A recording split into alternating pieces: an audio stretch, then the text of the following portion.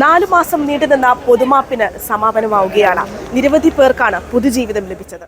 UAE-യിൽ അനധികൃതമായി താമസിക്കുന്നവർക്ക് പിഴയോ ശിക്ഷയോ കൂടാതെ താമസരേഖകൾ നിയമപരമാക്കാനും രാജ്യം വിടാനും അവസരം നൽകുന്ന പൊതുമാപ്പ് ഇന്ന് അവസാനിക്കും. ദുബൈയിൽ മാത്രം 2,36,000 പേർക്കാണ് പൊതുമാപ്പിൽ പുതുജീവിതം ലഭിച്ചത്.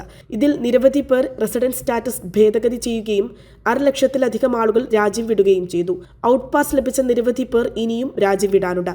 നിലവിലെ ഉയർന്ന ടിക്കറ്റ് നിരക്കാണ് പ്രധാന കാരണം. എങ്കിലും നിരവധി പേരെ സൗജന്യമായി രാജ്യം വിടാൻ GDRFA സഹായിക്കുന്നുണ്ട്. എല്ലാ വകുപ്പുകളുടെയും സഹകരണത്തോടെ പദ്ധതി വിജയകരമായി പൂർത്തിയാക്കിയതായി GDRFA മേധാവി ലഫ്റ്റനന്റ് ജനറൽ മുഹമ്മദ് അഹമ്മദ് അൽ മറി പറഞ്ഞു. അനധികൃത താമസക്കാർക്കെതിരെ നടപടി കർശനമാക്കുമെന്നും പുതുവർഷത്തിൽ വിവിധയിടങ്ങളിൽ പരിശോധന നടത്തുമെന്നും അധികൃതർ അറിയിച്ചു. ചരിത്രപരമായ മാനുഷിക മൂല്യത്തിന്റെ പ്രഖ്യാപനം കൂടിയായിരുന്നു 4 മാസം നീണ്ടുനിന്ന രാജ്യത്തെ പൊതുമാപ്പ്.